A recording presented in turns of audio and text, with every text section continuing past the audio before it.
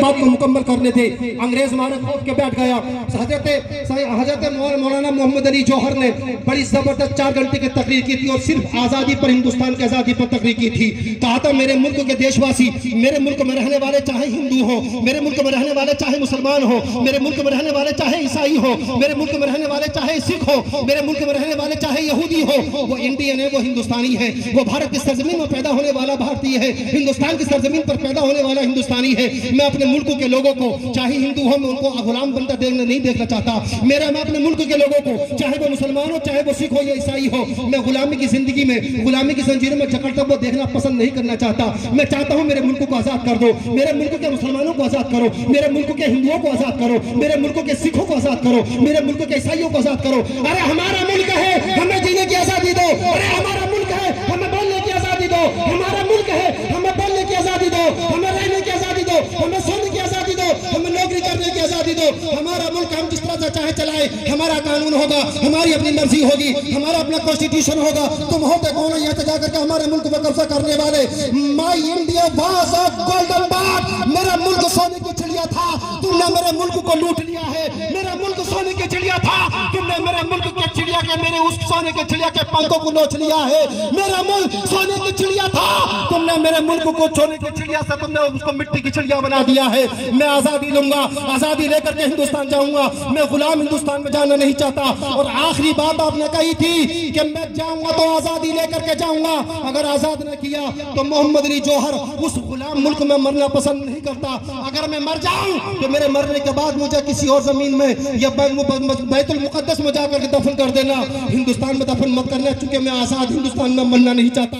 मैं उस गुलाम हिंदुस्तान में मरना नहीं चाहता, गुलाम हिंदुस्तान में मैं जीने नहीं चाहता।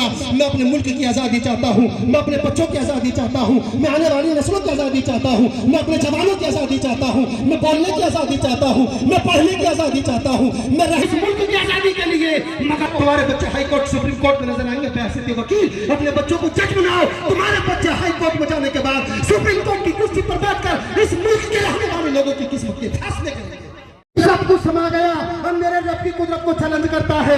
ये तो एक अंडे की बात है, मेरा रब अगर चाहे इस अंडे के 70,000 टुकड़े हो, इस कायनात के 70,000 हिस्से। नारे तकबीर, और बुलंद आवाज से नारे तकबीर, नारे रिसालत, नारे रिसालत, मसलके आला हजरत हुजूर गुलजारे मिल्लत मुस्तफा जाने रहमत कॉन्फ्रेंस।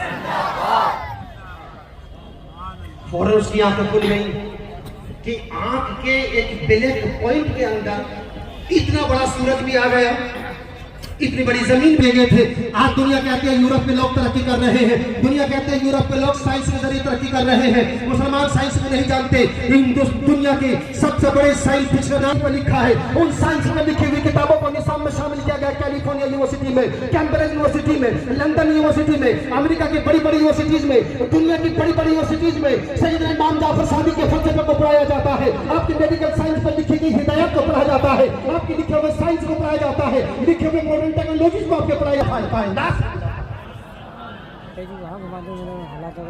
ये हमारी तारीख रही है, हमें जो किताब दी गई है, हमें दस्तूर हयात दिया गया है, हमें दुनिया को चलाने का कॉन्स्टिट्यूशन दिया गया है, हमें चलाने के लिए दुनिया पे मुसलमानों का फलसफा चलता रहा। पूरी दुनिया में मुसलमान इज्जत की निगाहों से देखे गए, सारी दुनिया में मुसलमान हुकूमत करते रहे। और जब मुसलमान तालीम से दूर हुए, जब मुसलमान कुरान से दूर हुए, जब मुसलमान हदीस से दूर हुए, जब मुसलमान फिक़ह से दूर हुए, मुसलमान जब इस्लाम की तालीमात से दूर हुए, तो सारी दुनिया में जहाँ मुसलमान हुक्मरानी कर रहे तो हुकूमत छीन ली गई है, मुसलमानों को बेदस्तफा कर दिया गया है। हिंदुस्तान की सरजमीन पर इस वक्त सबसे फकीर गुजरा जिसको स्वामी विवेकानंद कहा जाता है। स्वामी विवेकानंद, मैं मॉरिशस में कोई ऐसे मेरे घर के अंदर नहीं थी, मगर मेरे मुस्तफा ने मुझे सबका कमाल बना दिया, उन्हें मुसलमानों का खलीफा बना दिया है, मुसलमानों का अमीर बना दिया है। मैं अपने उस रब की सत्ता का शुक्र अदा करता हूँ। मगर सैयदना उमर ने भी कहा था, ए लोगों, हमारे नबी पे तो पहली वही नाज़िल हुई, वही इतना इस मेराबी का लज़ी थी। ये आयत करीम वो आयत है जिसे पूरी दुनिया के अंदर इनकलाब बर्पा कर दिया। ये वो आयत है जिसे इंसान